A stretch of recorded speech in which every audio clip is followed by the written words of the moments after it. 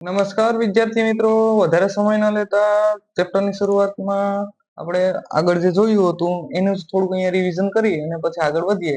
તો દ્રવ્ય એટલે શું? તો અહીંયા છે આ બધી એઆઈ જનરેટિવ ઇમેજીસ છે. એની અંદર તમે જોઈ શકશો કે જે વસ્તુ જગ્યા રોકે છે તે દળ ધરાવે છે. તેને શું કહીએ છીએ? દ્રવ્ય કહીએ છીએ.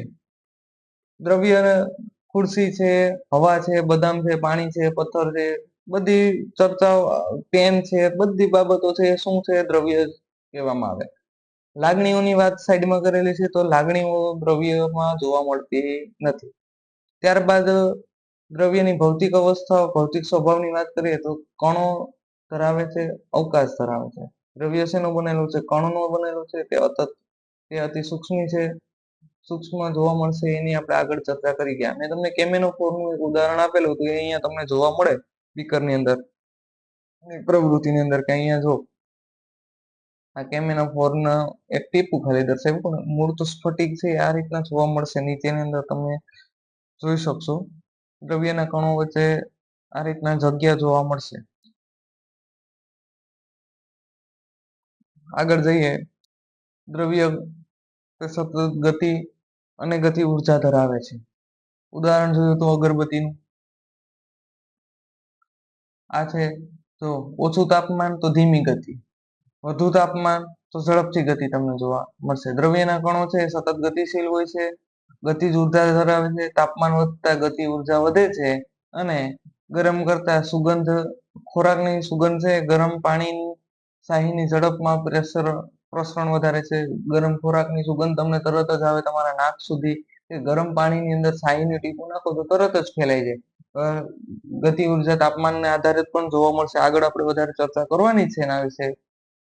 ત્યારબાદ તમારે જે મેં તમને આગળ એક ઉદાહરણ આપેલું હતું, એ જ ઉદાહરણ અહીંયા પ્રવૃત્તિ છે એમ સેમ. તો કે ભાઈ ખીલી વાળું હતું, ચોકનું ભૂકા વાળું હતું, અથવા તો પાણીને કાપવા વાળી ઘટના હતી. એ બધી બાબતોની અહીંયા ચર્ચા આપણે કરી ચૂક્યા છે. હવે ત્યારબાદનું છે એ છે દ્રવ્યોની અવસ્થા. દ્રવ્યની ઘણી બધી અવસ્થાઓ જોવા મળે, પણ અહીંયા આપણે સામાન્ય 3 અવસ્થાઓ જોવાની છે, કે બધાની અંદર સામાન્ય જોવા મળશે: ઘન, પ્રવાહી અને વાયુ. દ્રવ્યના કણો છે એની લાક્ષણિકતાઓ વિશે આપણે ચર્ચા કરી ગયા. એની 3 લાક્ષણિકતાઓ વિશે આપણે જોઈ ગયા. હવે ત્યારબાદ એના વિશે આપણે 3 અવસ્થાઓ જોવાની છે, કે અવસ્થાઓમાં ઘન અવસ્થા, પ્રવાહી અવસ્થા અને વાયુ અવસ્થા. તો ઘન અવસ્થાની અંદર એક પ્રવૃત્તિ આપેલી છે.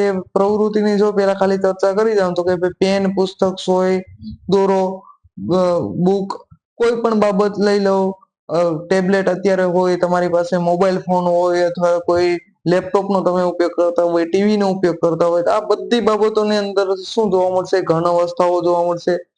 તો આ બધી ઘટનાઓ છે એને આપણે રેખાંકિત ચિત્ર પણ દોરી શકીએ. તો ઘન અવસ્થા છે એની અંદર તમે જોઈ શકશો કે તે એક ચોક્કસ આકાર ધરાવે છે, ચોક્કસ સીમા ધરાવે છે, ચોક્કસ કદ ધરાવે છે. આ બધી બાબતોનો અહીંયા તમને સમાવેશ કરેલો જોવા મળશે.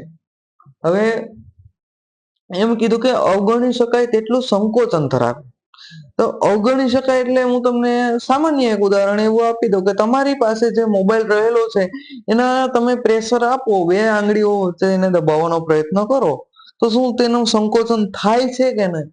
અને જો તમે એના ઉપર સંકોચન થતું હોય અને એનાથી વધારે જો તમે પ્રેશર આપશો, તમે અત્યારે જે દબાણ આપો છો એ સંકોચન અવગણી શકાય તેટલું સંકોચન છે, પણ જો એનાથી વધારે સંકોચન આપવામાં આવે તો તે વધારે બળ આપવામાં આવે તો શું થાય?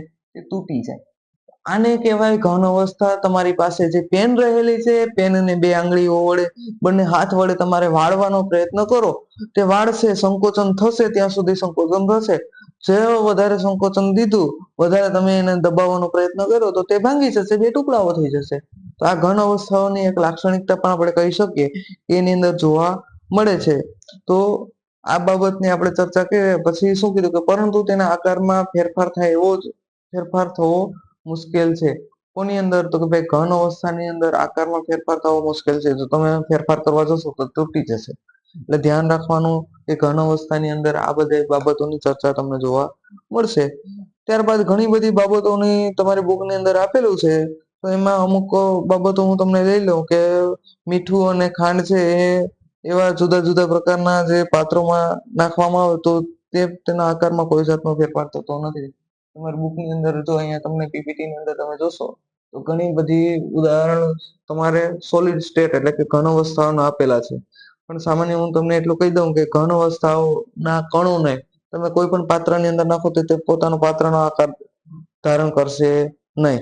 હા, અમુક એક એવી બાબતો છે કે સ્પોન્જ એટલે કે જે વાદળી છે કે જેને તમે માનો કે ઓલો રૂ તમે કહો રૂ જેવો આવે અત્યારે ડનલોક ના ગાડલા આવે તો એની તમે ચર્ચા કરો તો એની અંદર તમે જો તો એની અંદર સંકોચન થાય પણ એની અંદર કેવી ઘટના થાય કે એની અંદર અવકાશ રહેલો હોય. તે હવા છે હવાનો અવકાશ છે એ દૂર થાય અને તે સંકોચન થાય ને ભેગું થાય. પછી પાછું તમે તેને મૂકી દો તો પોતાની પાછી મૂળ અવસ્થામાં આવતું જોવા મળશે. તો આ બધી છે એ શું છે તમારે એક ઉદાહરણ છે કે જે તમે ઘન અવસ્થાઓમાં લઈ શકો છો.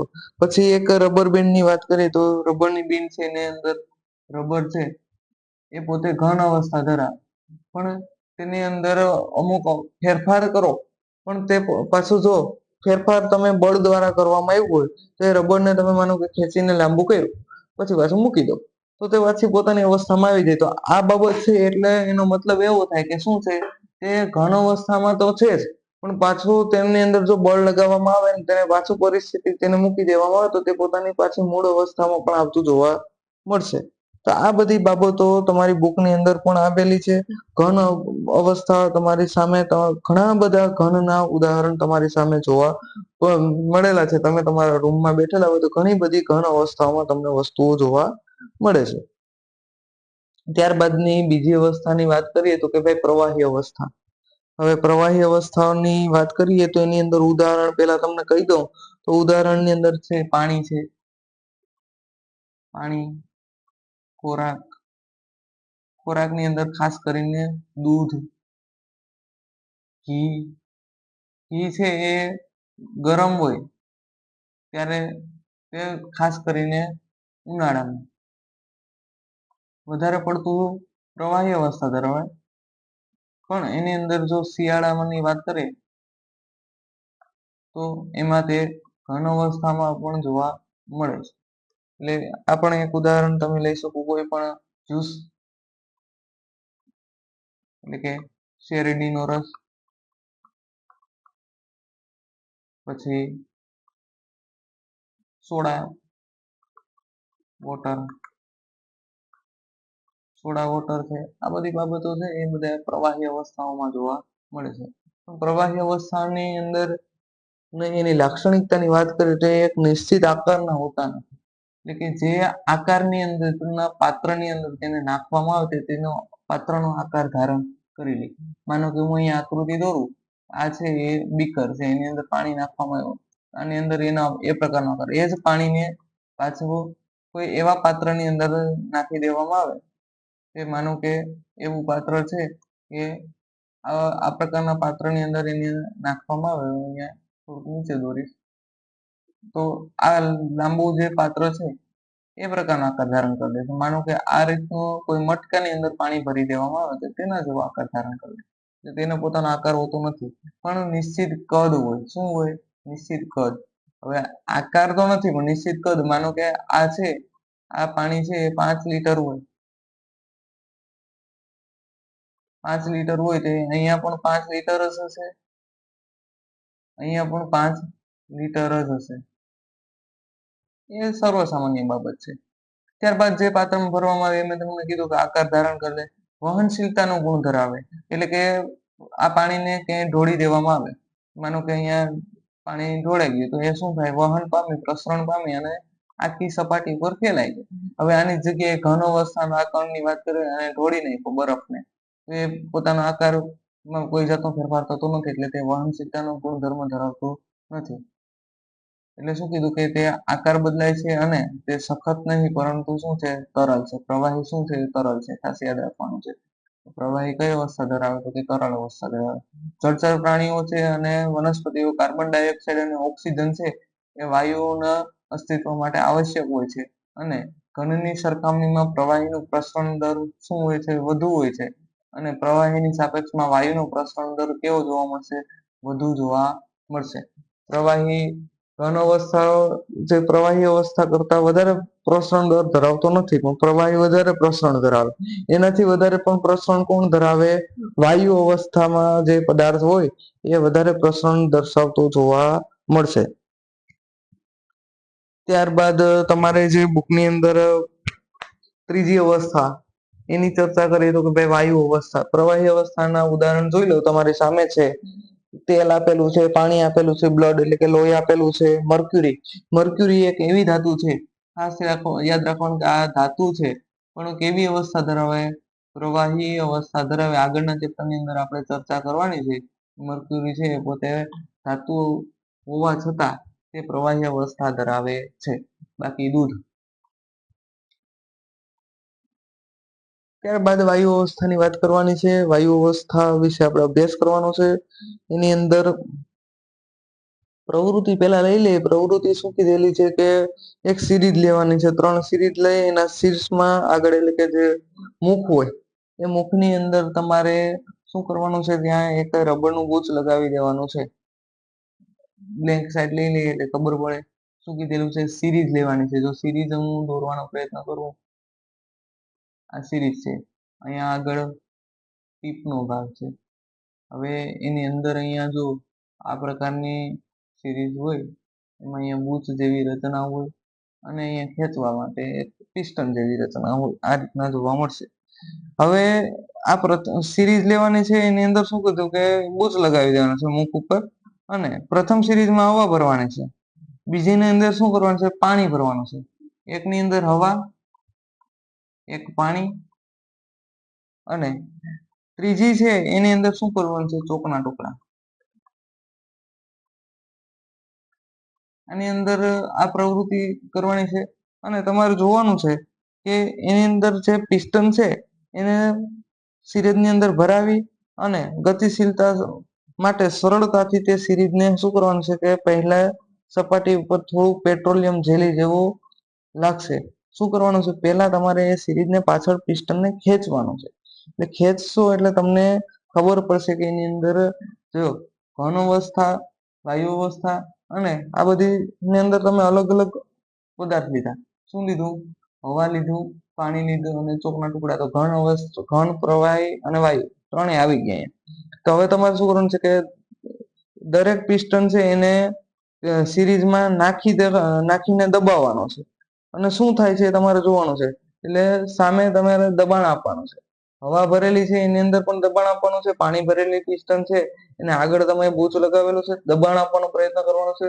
અને ચોકના ટુકડાને તો અહીંયા તમારે વાયુવાળી જે સંકોચન છે એમાં ઘણી વધુ માત્રામાં થાય. શું થાય કે પ્રવાહી અહીંયા તમારું સંકોચન ચકાસવાનું છે. સામેથી પિસ્ટનને તમે અહીંયા ઉપરથી તમે ધક્કો મારશો એટલે તમારે એ ચકાસવાનું છે કે એની અંદર હવા છે એ પાછી કઈ રીતના અંદર ટૂંકમાં દબાણ કરે છે, ને પાણીની અંદર દબાણ કેટલું થાય કે તમારે ચોકના ટુકડાની અંદર. તો તમે જોશો કે જે પ્રવાહી છે એટલે કે પાણી છે એની તુલનામાં વાયુનું સંકોચન શું થાય?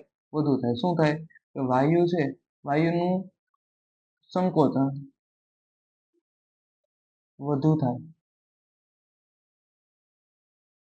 આ તમારી તમે પિસ્ટનની અંદર આ પ્રવૃત્તિ થતી તમને જોવા મળશે. જેથી તમને ખબર પડે કે વાયુને તમે સંકોચિત કરી શકો, એટલે કે દબાણથી એને સંકોચન આપી એટલે કે તેને નાનું કરવાનો પ્રયત્ન કરી શકો. સામાન્ય એક ઉદાહરણ આપી દઉં. ફુગાની અંદર તમે હવા ભરો ત્યારે તમે શું કરો? એ ફુગો ફૂલે છે, એની અંદર હવા છે એ તમે દબાણથી એની અંદર ભરી રહેલા છો. વાતાવરણમાંની હવા ડાયરેક્ટ ફુગાની અંદર નથી જતી. તમે ફૂગ દ્વારા અથવા કોઈ પિસ્ટન દ્વારા એટલે કે તમે જે કોઈ પિચકારી દ્વારા તમે એની અંદર હવા ભરો છો, અથવા હવાના પંપ દ્વારા તમે એની અંદર હવા ભરો છો, ત્યારે તે દબાણથી એની અંદર હવા તમે ભરી રહેલા છો. એટલે વાયુનું શું થાય? સંકોચન થતું તમને જોવા મળશે. આપણા ઘરમાં ખોરાક રાંધવામાં આવતો જે ગેસ છે, આપણા ઘરની અંદર જે ખોરાક રાંધવા માટે ઉપયોગમાં લેવાતો ગેસ છે, જેને આપણે એલપીજી કહીએ, એ એલપીજી છે એ પણ એક શું છે? પ્રવાહીકૃત પેટ્રોલિયમ ગેસ છે. એટલે કે પેટ્રોલિયમ વાયુ તરીકે ઓળખાય છે. પ્રવાહીકૃત એલપીજી ગેસ આપણે કહીએ, લિક્વિડિફાઈડ પેટ્રોલિયમ ગેસ, એનો ઉપયોગ થાય. પછી તમને ખબર હોય તો કોરોના કાળની અંદર જે ઓક્સિજનની ઉણપ થઈ હતી, તો ઓક્સિજનના બાટલાઓ મંગાવતા. એ ઓક્સિજનનો બાટલો એ શું છે? એ પણ એક તમારો સિલિન્ડરની અંદર સંકોચિત વાયુ છે. શું છે? ઓક્સિજનના બાટલા હતા એની અંદર પણ શું છે? સંકોચિત વાયુ છે.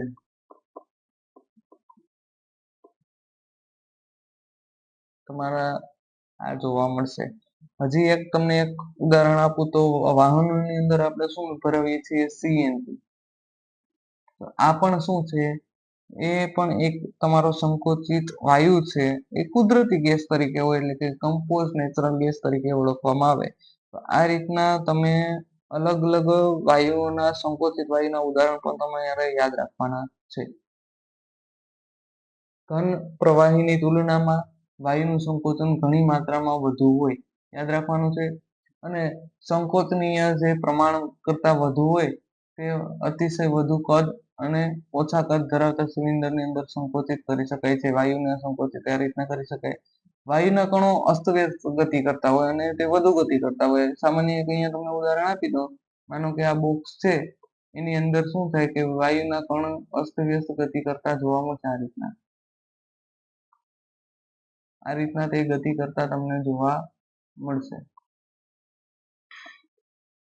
અને આ રીતના તમે જોઈ શકો.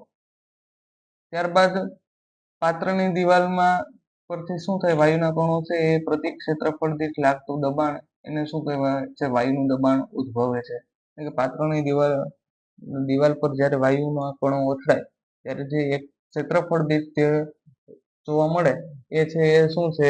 કે વાયુનું દબાણ થતું તમને જોવા મળશે.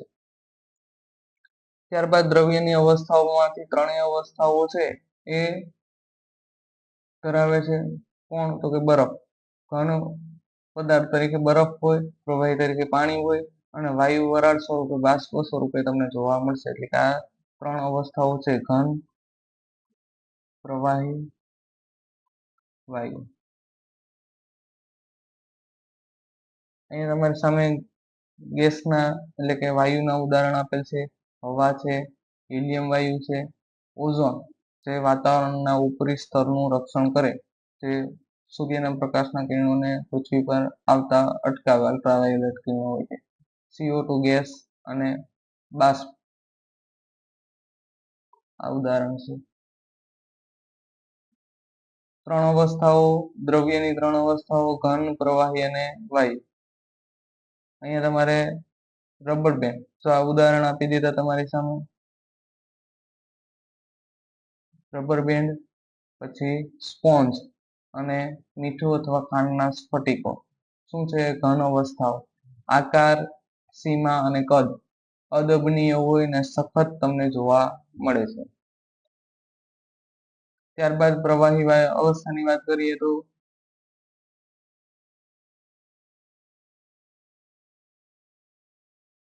પ્રવાહી અવસ્થાની વાત કરીએ તો અહીંયા ઉદાહરણ તમને આપેલું છે. કોઈ પણ પાત્ર જેવો આકાર તે ધારણ કરેલી પાણીની અંદર નિશ્ચિત આકારના હોતા નથી, પરંતુ તે કદ ધરાવે, નિશ્ચિત કદ ધરાવે. તરલતાનો ગુણધર્મ, વહનશીલતાનો ગુણ અને તે કોઈ પણ આકાર ધારણ કરી શકે. ઘન, પ્રવાહી અને વાયુનું છે ઘન અને વાયુ ઘનનું કરતા પ્રવાહીનું પ્રસરણ વધારે હોય, વાયુનું એનાથી વધારે હોય પ્રસરણ, યાદ રાખવાનું છે. ત્યારબાદ જે પિસ્ટનની આગળ જે રબરનો બૂચ લગાવવાનો હતો એની અહીંયા વાત કરેલી છે. જો આગળ બૂચ લગાવેલો છે, ચોકના ટુકડા ઘન અવસ્થા તરીકે, અહીંયા પ્રવાહીમાં પાણી અને વાયુમાં હવા તરીકે. તો મહત્તમ દબાણથી શું થાય કે પ્રેશર આપીએ તો તે દબાણ થોડું ઘણું વધારેની અંદર જોવા મળે, સંકોચિત કરે જોવા મળશે. બાકી એલપીજી, સીએનજી નું ઉદાહરણ તમારી બુકની અંદર અહીંયા જે છે એ જ વસ્તુ અહીં આપેલી છે. ત્યારબાદ ઘન અવસ્થાની અને પ્રવાહી અને વાયુની તુલના કરવામાં આવે. આકાર નિશ્ચિત હોય ઘન અવસ્થામાં, કદ છે એ નિશ્ચિત હોય અને સંકોચન અદર્ભનીય હોય, સંકોચન થતું નથી અને સખત તે જોવા મળે છે. એ જ રીતના પ્રવાહી છે એ પાત્ર જેવો આકાર ધારણ કરી શકે, કદ નિશ્ચિત હોય અને અતિશય દબનીય હોય, આંશિક દબનીય હોય અને તરલ તરીકે જોવા મળે તેનો સ્વભાવ. અને વાયુ છે એ અનિશ્ચિત આકારના હોય, અનિશ્ચિત કદ ધરાવે અને મહત્તમ દબનીય હોય, એટલે કે મેક્સિમમ એને દબાવી શકાય અને વધુ બધી દિશાઓમાં શું કરે છે? તે પ્રસરણ પામતો જોવા મળશે.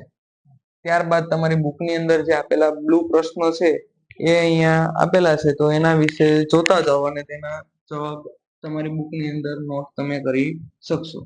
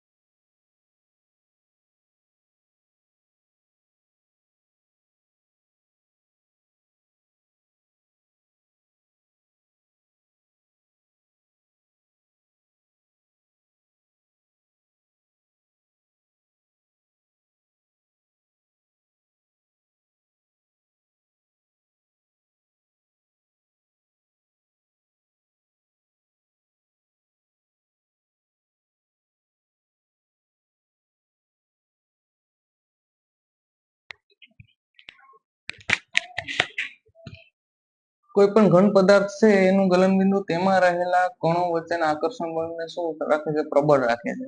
યાદ રાખવાનું છે બરફનું ગલનબિંદુ કેટલું છે? તો કે ભાઈ 273 કેલ્વિન એટલે કે 0 અંશ સેલ્સિયસ છે. 273 કેલ્વિન. જો તાપમાનનો SI એકમ છે કેલ્વિન છે, ખાસ યાદ રાખજો, અહીંયા લખી નાખું, આગળ તમારે આવશે તો યાદ રાખવાનું છે કે તાપમાન છે એનો SI એકમ છે એ કેલ્વિન છે, એટલે કે કે છે. એ યાદ રાખવાનું છે. કેલ્વિન છે એને 273 પોઈન્ટ, અહીંયા 16 છે પણ ભૂલ, અહીંયા 15 આવશે, 15 કેલ્વિન અને અને એ 0 અંશ સેલ્સિયસ બરાબર થતું જોવા મળશે. એટલે કે 0 અંશ સેલ્સિયસ બરાબર 273 કેલ્વિન થશે. અહીંયા એપ્રોક્સિમેટલી આપણે લઈએ કેટલા? તો કે 273 કેલ્વિન લઈએ. એના તો બધા આપણે બીજું કંઈ એમાં ફેરફાર કરતા નથી. 0.15 છે એ અહીંયા દેતા નથી આપણે. હવે પીગળવાની પ્રક્રિયા છે એ ઘનનું પ્રવાહીમાં રૂપાંતરણ થાય તેને શું કહીએ? આપણે ગલન કહીએ. અને કોઈ પણ પદાર્થ છે ઘનમાંથી ઘન પદાર્થનું તાપમાનનું ગલન બિંદુ છે એ ત્યાં સુધી ઘનનું પ્રવાહીમાં રૂપાંતરણ ન થાય ત્યારે તે તાપમાન કેવું રહે છે? અચળ રહે છે. આ એક તમારે ખાસ યાદ રાખવાનું છે કે પદાર્થનું ગલન બિંદુ જેટલા તાપમાને એક વાતાવરણીય દબાણ 1 કિલોગ્રામ ઘન પદાર્થનું પ્રવાહીમાં રૂપાંતરણ થવાની માટે જરૂરી જે ઉષ્મા છે એ ઉષ્મા ઊર્જાને ગલનગુપ્ત ઉષ્મા તરીકે ઓળખવામાં આવે છે. જ્યારે પ્રવાહીનું ઉષ્મા ઊર્જા આપીએ છીએ ત્યારે તે વધુ ઝડપથી ગતિ કરતી જોવા મળશે. એક નિશ્ચિત જે તાપમાન છે, તાપમાન સુધી પહોંચી અને કણો જેટલા ઊર્જા આપી શકે જેથી તે પરસ્પર આકર્ષણ બળને તોડી અને વાયુ અવસ્થામાં શું થાય? રૂપાંતરણ થાય. અને એક વાતાવરણીય દબાણે જે તાપમાન છે એ પ્રવાહી ઉકળવા લાગે ત્યારે તે બિંદુને શું કહીએ? ઉત્કલન બિંદુ કહીએ. મેં તમને આગળ સમજાવી દીધું. હવે ઉત્કલન બિંદુના જથ્થાત્મક ઘટના છે તો પાણીની અંદર ઉત્કલન બિંદુ કેટલું હશે? 373 કેલ્વિન, એટલે 100 અંશ સેલ્સિયસ તમને જોવા મળશે. ઘન અવસ્થા, પ્રવાહી અવસ્થા અને વાયુ અવસ્થા, તાપમાન બદલે ત્યારે તે એક અવસ્થામાંથી બીજી અવસ્થામાં રૂપાંતરણ થતું તમને જોવા મળશે. તાપમાનનો SI એકમ કહી દીધો કેલ્વિન. 0 અંશ સેલ્સિયસ બરાબર 273.15. અહીંયા ટાઈપિંગ મિસ્ટેક છે એ સુધારી નાખજો. ઓકે. હવે તાપમાનનું છે એના વિશે આપણે ચર્ચા કરી કે આ બધી વધારાની માહિતી છે, આની અંદર આપણે ડિટેલમાં પડતા નથી. ત્યારબાદની ઘટના છે એને ઉર્ધ્વપાતન. હવે પ્રવૃત્તિ એક આપેલી છે, પ્રવૃત્તિની ચર્ચા કરાવી દઉં તો એક તમારે પ્રવૃત્તિ આપેલી છે એની અંદર શું કીધેલું છે કે કોપર અને એમોનિયમ ક્લોરાઇડ લેવાનો છે. એક તો અહીંયા પ્રવૃત્તિની અંદર હું તમને કહી દઉં, કોપર લેવાનું છે, સોરી કપૂર લેવાનું છે. અહીંયા કપૂર અથવા તો એમોનિયમ ક્લોરાઇડ.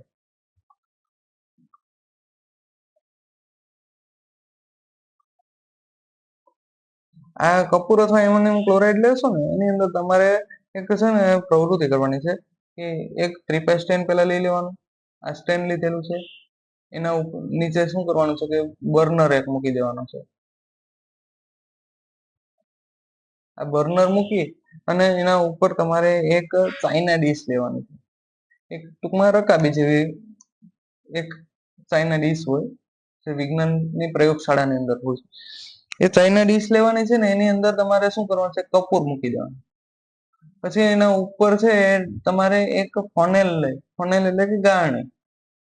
આ જે ફનેલ લેશો ને એને તમારે ઉલટી અહીંયા રાખી દેવાની છે, ગળણી જેવી રચના હોય એ આ રીતના તમે ફનેલ રાખી દેશો એટલે ઉપર તમારે શું કરવાનું છે? ઉપર રૂનું કુંબળું કરાવી દેવાનું છે. હવે તમારે શું કરવાનું છે કે જે તમારે આ નીચેથી ગરમ કરશો કપૂરને, એટલે તે કપૂર છે એ ડાયરેક્ટ છે ને પ્રવાહીમાં રૂપાંતરણ નહીં થાય, ડાયરેક્ટ વાયુમાં રૂપાંતરણ થાય. ઘનમાંથી શું થશે? તો કે ભાઈ ઘનમાંથી ડાયરેક્ટ શું થાય? વાયુમાં રૂપાંતરણ. આ વાયુમાં રૂપાંતરણ થશે ને એ તમે જોઈ શકશો કે અહીંયા સપાટી પર, અહીં સપાટી પર ત્યાં છે ને બિંદુ સ્વરૂપે તે જમા થતું તમને જોવા મળશે. એટલે ડાયરેક્ટ પાછું તો તે શું થશે? ઘન સ્વરૂપે પણ પાછું તમને મળતું જોવા મળશે. આ ઘટના છે ને એને ખાસ યાદ રાખવાનું છે. ઘનનું ડાયરેક્ટ વાયુમાં અને વાયુનું ડાયરેક્ટ ઘન. એમોનિયમ ક્લોરાઇડના સ્ફટિક લેશો ને એની અંદર પણ તમારે આ જ ઘટના જોવા મળશે. તો પ્રવાહી અવસ્થાનું જ્યારે ગરમ કરો અને ડાયરેક્ટ છે ઘનમાંથી સીધે સીધું શેમાં વાયુમાં રૂપાંતરણ થાય, આ ઘટનાને શું કહીશું આપણે? ઉર્ધ્વપાતન કહીશું. આ ઉર્ધ્વપાતનની ઘટના યાદ રાખવાની છે કે ઘનનું ડાયરેક્ટ છે એ શું થાય? વાયુમાં રૂપાંતરણ એટલે કે ઉર્ધ્વપાતન. ઉલટી પ્રક્રિયા થઈ ગઈ એવું પણ કહી શકીએ યાદ રાખવા માટે. બાકી ઉર્ધ્વપાતન ઉલટી પ્રક્રિયા કહેવાય નહીં, પણ યાદ રાખવું હોય તો એટલે કે ઉલટું. તો ઘનનું ડાયરેક્ટ વાયુમાં એટલે કે ઉલટી થઈ. ઘનનું પ્રવાહીમાં નહોતું કે પ્રવાહીમાં જવું જ ન પડ્યું, ડાયરેક્ટ વાયુમાં રૂપાંતરણ થયું. અને વાયુનું ડાયરેક્ટ ઘનમાં થઈને શું કહીશું? નિક્ષેપણ કહીશું. શું કહીશું? તો કે નિક્ષેપણ. એ જ બાબતોની ચર્ચા અહીંયા તમારે પૂર્ણ થાય કે ભાઈ પ્રવાહીનું ડાયરેક્ટ છે આ યાદ રાખવાનું છે. ભાઈ પ્રવાહીનું ડાયરેક્ટ છે એ ઘનનું ડાયરેક્ટ પ્રવાહીમાં રૂપાંતરણ થયા વિના ડાયરેક્ટ વાયુમાં રૂપાંતરણ થયું ઉર્ધ્વપાતન. વાયુનું ડાયરેક્ટ પ્રવાહીમાં રૂપાંતરણ થયા વિના ડાયરેક્ટ ઘનમાં રૂપાંતરણ થયું એને નિક્ષેપણ કહીશું. હવે તમારે યાદ રાખવા આના પછીનો ટોપિક છે એની વાત કરીએ તો કે ભાઈ દબાણમાં ફેરફારની અસર. તો દબાણની અંદર હું એક ટોપિક તમને આપી દઉં કે દબાણનો એસઆઈ એકમ તમારે યાદ રાખવાનો છે તો એ છે પાસ્કલ. શું છે? દબાણ છે એનો એસઆઈ એકમ પેલા યાદ રાખવાનો. બધાને એસઆઈ એકમ તો યાદ રાખવા જ પડશે. એનું શું છે એસઆઈ એકમ? પાસ્કલ. પી એ તરીકે ઓળખવામાં આવે. એક વાતાવરણીય દબાણ તરીકે પણ લેવામાં આવે. એક વાતાવરણીય દબાણ હોય છે ત્યારે પાસ્કલ તમારે લેવામાં આવે. એને એટીએમ તરીકે પણ ઓળખવામાં આવે.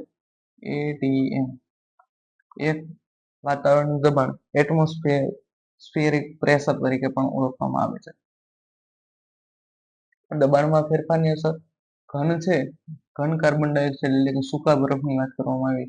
એને ઊંચા દબાણે સંગ્રહિત કરવા માટે જો વાતાવરણીય દબાણ છે એ એક વાતાવરણ હોય તો ઘન છે એ કાર્બન ડાયોક્સાઇડ પ્રવાહી અવસ્થામાં આવીને સીધું શેમાં થાય? વાયુમાં રૂપાંતરણ થાય. એમાં પરિવર્તન પામે એટલે કે ઘન CO2 છે એ શું છે? સૂકો બરફ છે. અને પદાર્થની અવસ્થામાં ઘન પ્રવાહી વાયુ દબાણ અને તાપમાન નક્કી થાય છે.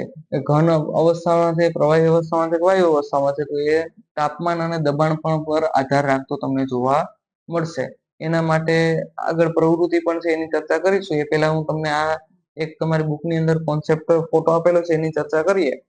તો એની અંદર તમને ડાયરેક્ટ સમજાવું તો શું છે? તો કે ભાઈ ઘનનું છે આ ઘન અવસ્થા છે એનું શું થાય? તો કે ભાઈ પ્રવાહીમાં રૂપાંતરણ થાય તો એને આપણે શું કહીએ? તો કે ગલન કહીએ. શું કહીએ? મેલ્ટિંગ, ગલન.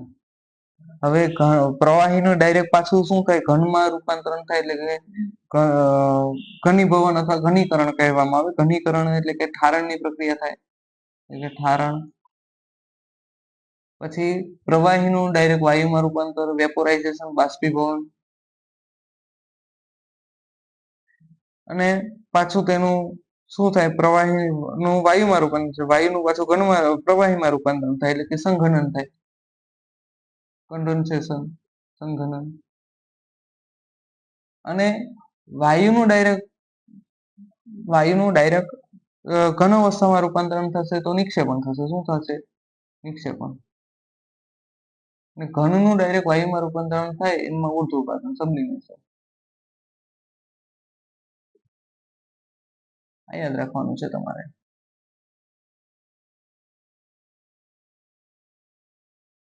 અહીંયા અવસ્થાઓ આપેલી છે. એક પિસ્ટન વાળી પ્રવૃત્તિ આપેલી હતી કે જ્યારે એની ચર્ચા કરીએ ખાલી સામાન્ય એ પહેલા સમજાવી દઉં કે એક પિસ્ટન લેવશો એની અંદર તમે શું કરશો કે પ્રવૃત્તિ હું તમને એવી સમજાવું ને તો તમને થોડીક આઈડિયા આવે કે દબાણમાં ફેરફાર થાય ને ત્યારે તાપમાનમાં કેવી અસર થાય. પિસ્ટન એટલે કે તમને હું પિસ્ટન તો નથી લેતો પણ એક સામાન્ય પ્રવૃત્તિ એવી સમજાવું ને કે જેથી તમને આઈડિયા આવી જાય. સિરીઝ લેવાની, સિરીઝ એટલે કે ઇન્જેક્શન લેવાનું. એની અંદર તમારે પાણી ભરી લેવાનું. પાણીને ભરશો ને એટલે પાણીને ભરી ને પછી એ સિરીઝને છે ને માનો કે આ તમારું સિરીઝ છે એને તમે માનો કે પાણીથી ભરી લીધું. પાણીથી ભરી આ પિસ્ટન અહીંયા છે. આ પિસ્ટનને તમારે શું કરવાનું? ખેંચવાનું. અહીંયા તમારે નોઝલ હશે એ નોઝલને દબાવી દેવાનું. અહીંયાથી આંગળી વડે એને દબાવી દેવાનું. ને પછી પિસ્ટનને તમારે પાછળની સાઈડ ખેંચવાનું. એટલે પાણી છે ને ઉકળતું તમને જોવા મળશે, એ ડાયરેક્ટ વાયુમાં રૂપાંતરણ થતું જોવા મળશે. તો અહીંયા બે વસ્તુ જોવા મળશે, તમે કોઈ જાતનો તાપમાનમાં ફેરફાર નથી કર્યો, પણ તમે ડાયરેક્ટ દબાણથી આમ ખેંચી, એટલે એનું દબાણ છે એને શું કર્યું, કમ્પ્રેસ દબાવી નથી પણ ખેંચી એટલે એને વધારે સ્પેસ લીધી, એટલે હવા તો આજુબાજુમાં નથી, પણ એ પાણીનું શું થશે, વિભાજન થશે. એટલે ત્યાં અહીંયા છે આ પાણી છે, અહીંયા જે પાણી ભરેલું છે ને એ શું તમને જોવા મળશે, ગરમ થતું જોવા મળશે. જેથી તમને ખબર પડશે કે દબાણની અસરમાં ફેરફાર થાય ને ત્યારે આ વસ્તુ તમને જોવા મળશે. તો આ તમારે ખાસ યાદ રાખવાનું છે. હવે અહીંયા ઉલટી પ્રક્રિયા, જે તમારી પ્રક્રિયાઓ આપેલી છે એ તમારે જોઈ લેવાની છે. આગળ આપણે ચર્ચા કરી કે ઘન ડાયરેક્ટ વાયુમાં રૂપાંતર, ઉર્ધ્વપાતન, વાયુનું ડાયરેક્ટ ઘનમાં રૂપાંતરણ અને નિક્ષેપણ. ઘનનું છે એ પ્રવાહીમાં રૂપાંતરણ થાય તો એ ગલન થાય, પ્રવાહીનું ડાયરેક્ટ ઘનમાં રૂપાંતર થાય એ ઘનીભવન થાય, પ્રવાહીનું વાયુમાં રૂપાંતર થાય એ ઉત્કલન થાય, વાયુનું ડાયરેક્ટ પ્રવાહીમાં રૂપાંતર થાય એને સંઘનન કહેવામાં આવે છે. આ યાદ રાખવાનું છે તમારે. ગલન બિંદુ અને ગલનગુપ્ત ઉષ્મા એ બધી બાબતોની ચર્ચા કરી ગયા. તમને ન ખબર હોય તો સ્ટોપ કરી અને વાંચી શકો. આગળ જોઈએ, આ બધી AI જનરેટિવ છે, આ પ્રવૃત્તિ પણ મેં તમને સમજાવેલી છે. ગલન બિંદુ કઈ રીતના જોવાનું, ઉત્કલન બિંદુ કઈ રીતના જોવાનું એ છે. અહીંયા પણ જો 100°C પાણી ગરમ થાય એ બાબતની ચર્ચા કરી આપણે. તો અહીંયા પાણી ગરમ થાય, પાણીની અંદર 100°C ની વાત કરવામાં આવી હતી. ગરમ થાય વાયુમાં રૂપાંતરણ થશે ત્યારે. ઉર્ધ્વપાતનની અહીંયા થોડી છે ને આ છે એ આપણે અહીંયા ઉલટું રાખવાનું છે. અહીંયા આપણે શું લીધું હતું, કપૂર અથવા આપણે એમોનિયમ ક્લોરાઇડ, બેમાંથી એક વસ્તુ લેવાની હતી. બાકી પ્રવૃત્તિ પૂર્ણ થાય ને અહીંયા તમારે બ્લુ પ્રશ્ન છે એ બ્લુ પ્રશ્નમાં એક નજર ફેરવી લો.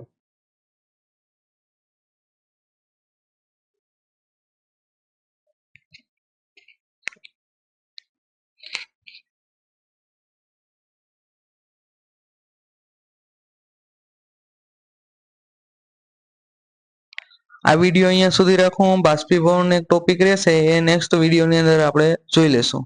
બાકી લાઈક, શેર એન્ડ સબસ્ક્રાઇબ કરવાનું ભૂલતા નહીં. અસ્તુ, જય હિન્દ.